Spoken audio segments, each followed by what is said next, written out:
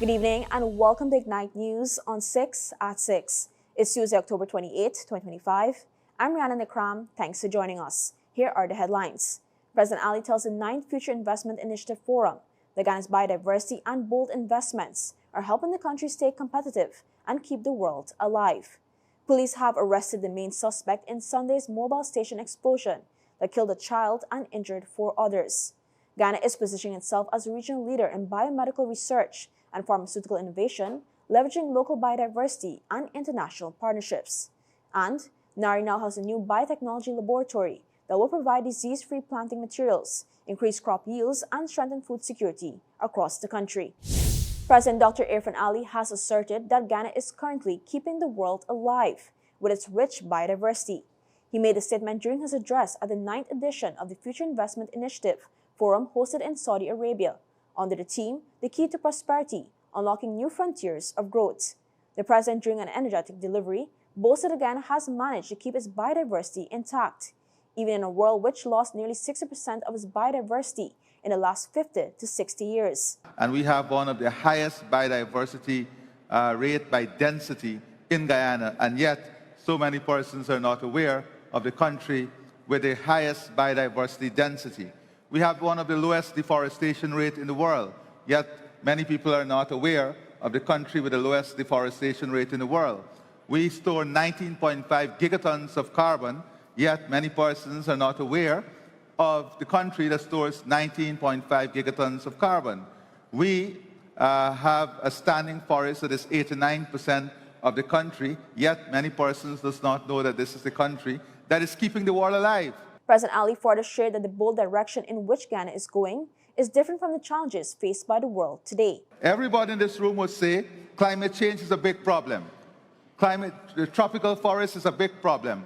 Deforestation is a big problem. And here is a country that is providing the solution to these problems. Here is a country that has kept the standing forest intact, and we don't know. And that is the problem.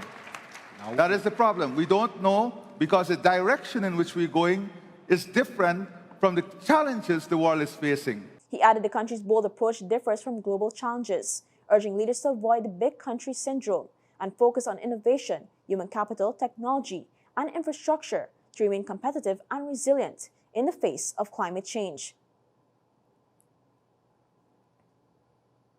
The government is inviting bids from private firms to design, build, and operate a new gas bottling and logistics facility at Wales on the west bank of Demerara. The project will be developed under a public-private partnership model and aims to reduce the cost of domestic cooking gas.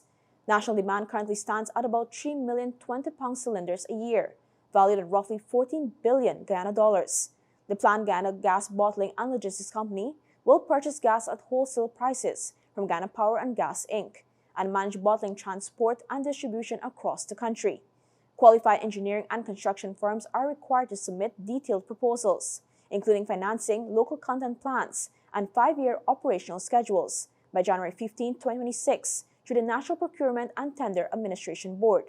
The government says it reserves the right to accept or reject bids or proceed with specific project components at its discretion. Police have arrested the main suspect in Sunday's deadly mobile fuel station explosion at Regent and King Streets, Georgetown, which claimed the life of 6-year-old Surya Bourne and left 4 others injured. Acting on information received, a team led by Superintendent went to Virgin Sideland Dam, East Bank Essequibo today, where the suspect Daniel Alexander Ramirez Piodomo was promptly taken into custody. He is now assisting police with ongoing investigations into the tragic incident. 3 other individuals, including a Venezuelan national, Roberto Fuentes, remain in police custody.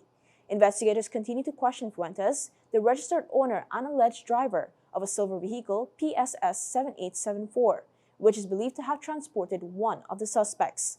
Fuentes turned himself into police last evening and remains in custody as ranks work to confirm his role in events leading up to the explosion.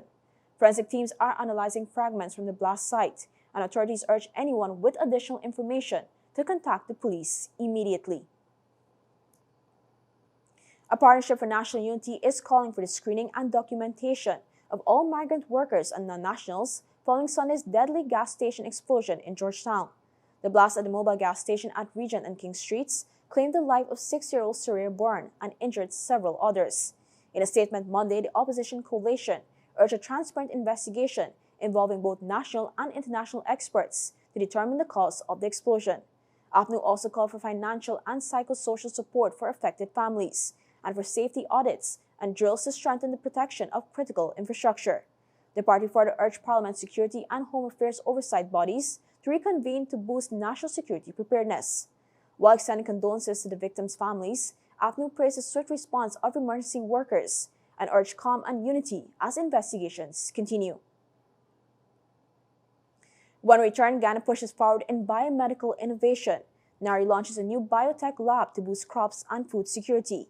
A Northwest Secondary School expands with new dormitories for students. Fuel it up and drive, super 95, tune up. Fuel it up and drive, super 95, tune up. Protect your fuel system, boy. High mileage and performance, boy. Gov't Super 95 gasoline gives you more reasons to drive and is available at 56 service stations nationwide. For affordable price, high performance, and high mileage, choose Gov't's Super 95 gasoline. Fuel it up and drive. Welcome back. Guyana is taking steps to become a hub for biomedical and life sciences. Speaking at the White Coat ceremony for the latest cohort of pharmacy graduates at Carl Lodge on Sunday, Minister of Health Dr. Frank Anthony outlined the government's long-term vision to advance pharmaceutical research, innovation, and manufacturing.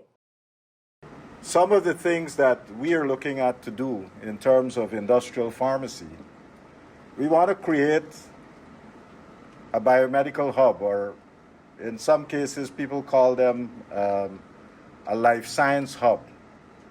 And what that really is that we can have institutes that would do discovery science, and you can take simple things like that, the biodiversity that we have in our jungle, and we can find compounds and perhaps use them to do things in medicine.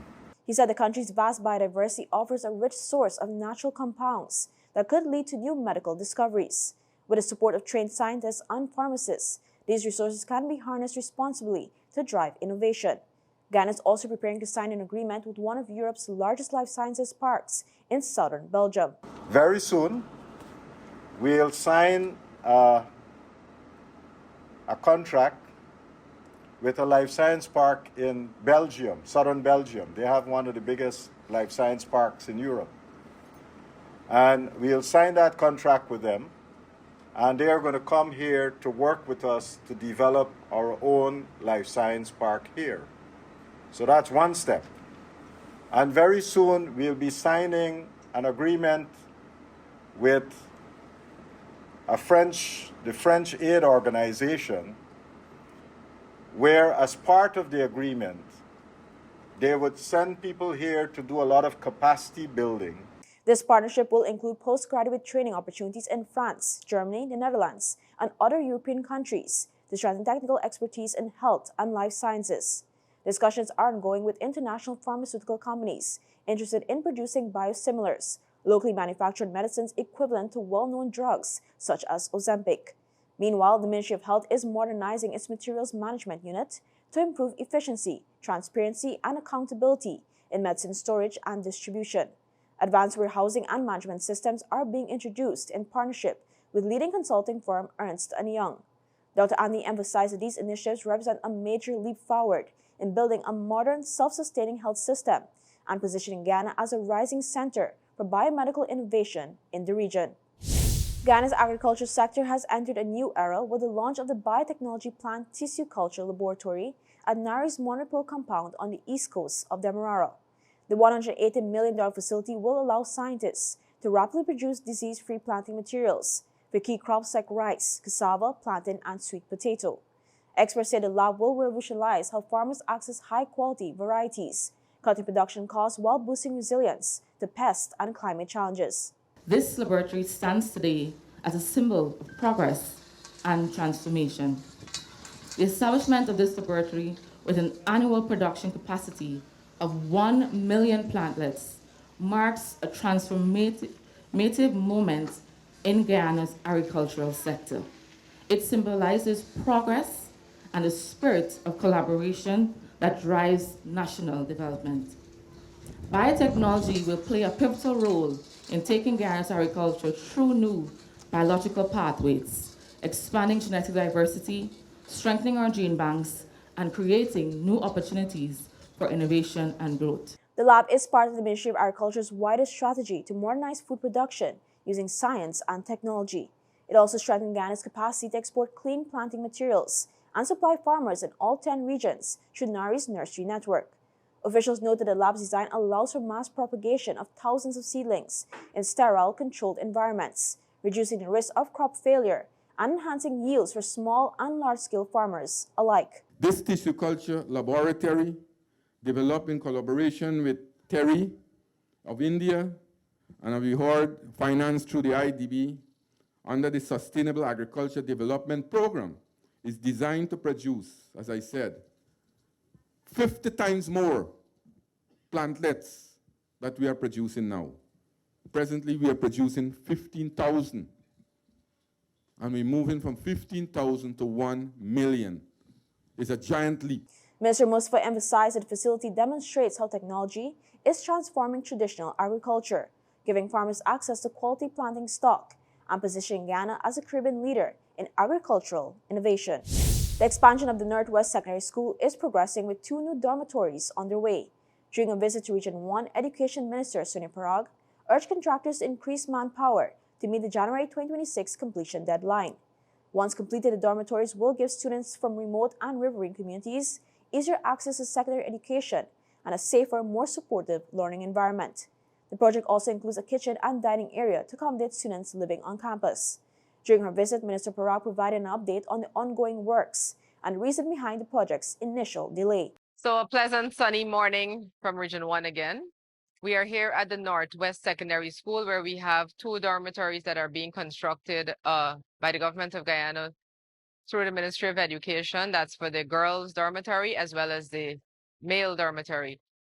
And that's specifically for students who are from nearby communities as well as the riverine communities and attending school here. You have about a capacity of about 120 students for both dorms. And right now you have about 45 to 46 of the females that are in one building. An extension is being constructed for that building. She also emphasized that efforts are being made to ensure the contractor meets the new completion date. We've spoken to the contractor to ensure that measures are taken and taken immediately. That is to up the manpower, that is to ensure that they up the hours.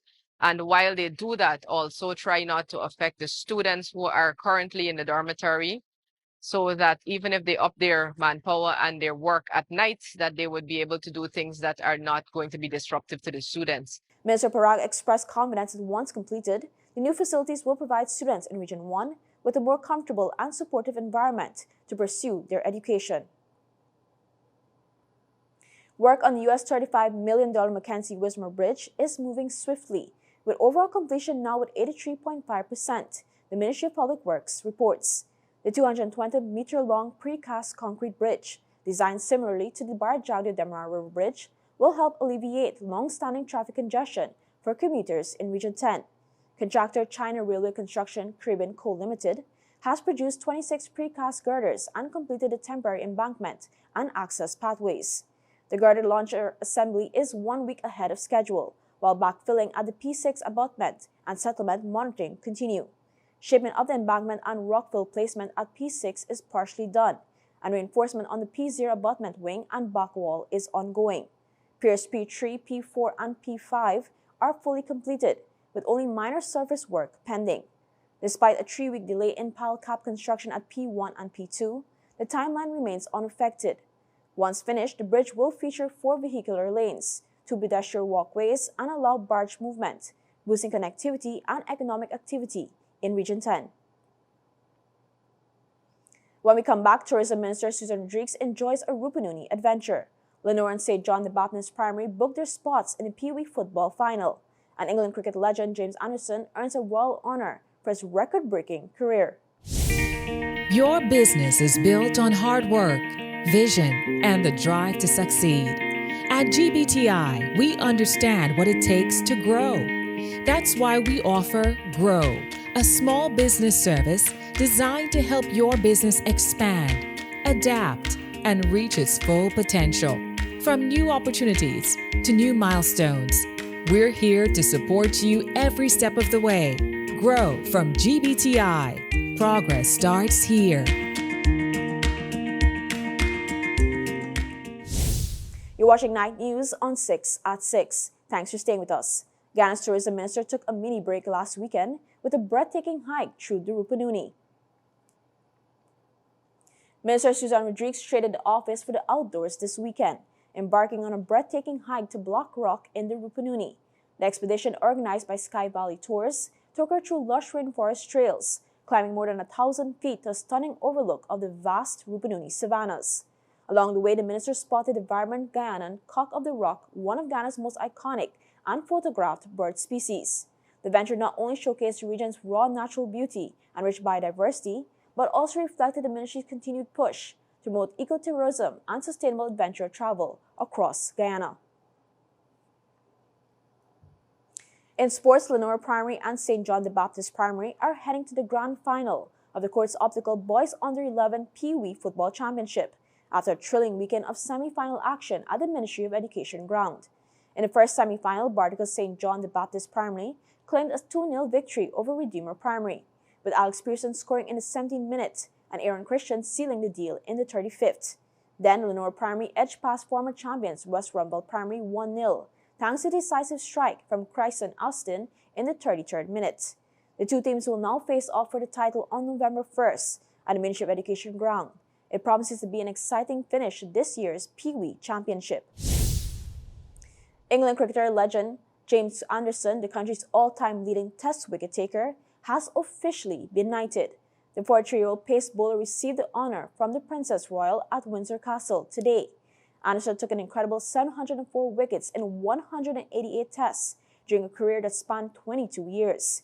He was named in former Prime Minister Rishi Sunak's resignation honors list for his outstanding service to cricket. Only Mutai Muralidharan and Shane Warner have taken more wickets in Test history. Though Anderson retired from Test cricket in July 2024, he continues to play for his boyhood club, Lancashire, and is now in talks for a 1-year extension that could see him playing well past his 44th birthday. Still ahead, Hurricane Melissa batters Jamaica as a Category 5 storm. The U.S. kills 14 in 3 strikes at sea, and tensions rise again in Gaza as Israel orders new attacks.